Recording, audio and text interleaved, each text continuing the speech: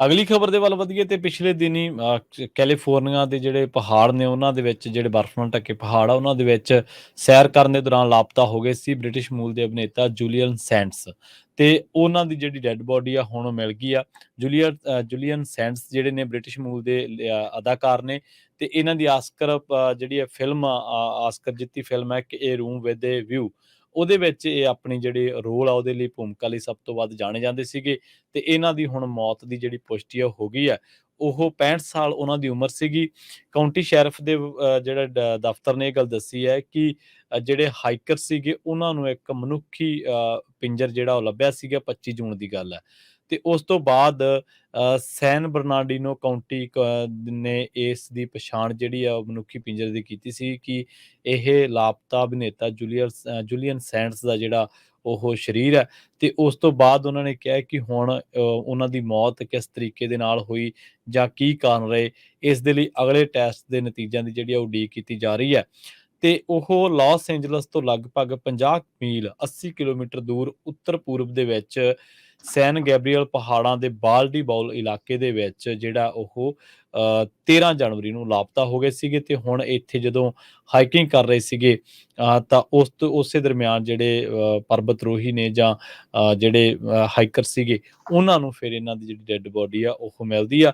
ਸੈਂਡਸ ਅਕਸਰ ਹੀ ਉਹਨਾਂ ਦੇ ਬਾਰੇ ਕਿਹਾ ਜਾਂਦਾ ਕਿ ਉਹ ਕੁਦਰਤ ਪ੍ਰੇਮੀ ਸੀਗੇ ਤੇ ਪਰਬਤਰੋਹੀ ਵੀ ਸੀਗੇ ਤੇ ਉਹਨਾਂ ਪਰ ਜਦੋਂ ਉਹ ਕੈਲੀਫੋਰਨੀਆ ਦੇ ਲਾਸ ਏਂਜਲਸ ਦੇ ਜਿਹੜੇ ਪਹਾੜ ਨੇ ਗੈਬਰੀਅਲ ਪਹਾੜ ਇੱਥੇ ਉਹ ਘੁੰਮਣ ਗਏ ਸੀ ਤਾਂ ਅਚਾਨਕ ਲਾਪਤਾ ਹੋ ਗਏ ਸੀ। ਉਹਨਾਂ ਦੀ ਮੌਤ ਨੂੰ ਲੈ ਕੇ ਕਈ ਤਰ੍ਹਾਂ ਦੀਆਂ ਕਿਆਸਰਾਈਆਂ ਲਾਈਆਂ ਜਾ ਰਹੀਆਂ ਸਨ ਕਿ ਉਹਨਾਂ ਦੀ ਮੌਤ ਜਾਂ ਉਹਨਾਂ ਨੂੰ ਕਿਸੇ ਨੇ ਕਿਡਨੈਪ ਕਰ ਲਿਆ ਪਰ ਬਾਅਦ ਦੇ ਵਿੱਚ ਪਤਾ ਲੱਗਿਆ ਕਿ ਉਹ ਘੁੰਮਣ ਗਏ ਸਨ ਪਰ ਵਾਪਸ ਨਹੀਂ ਸਨ ਪਰਤੇ।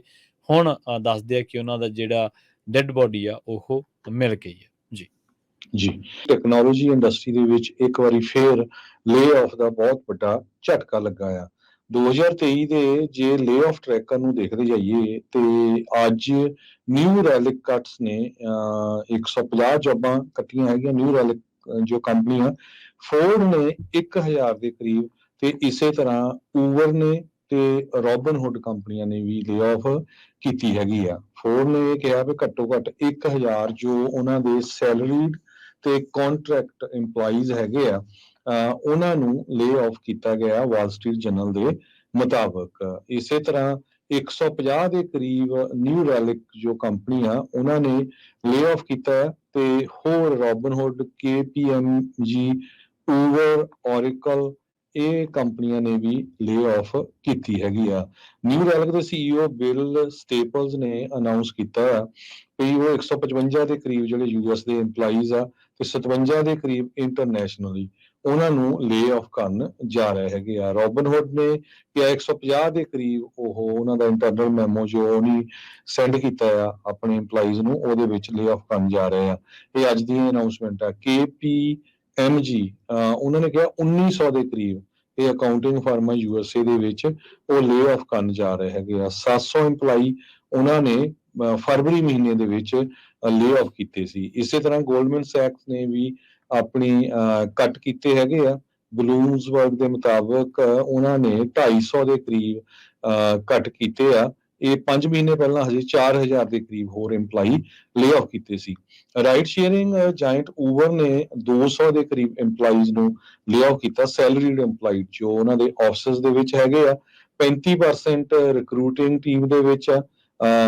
ਟੋਟਲ ਉਹਨਾਂ ਦੇ 32000 ਦੇ ਕਰੀਬ EMPLOYEES ਵਰਲਡ ਵਾਈਡ ਹੈਗੇ ਆ।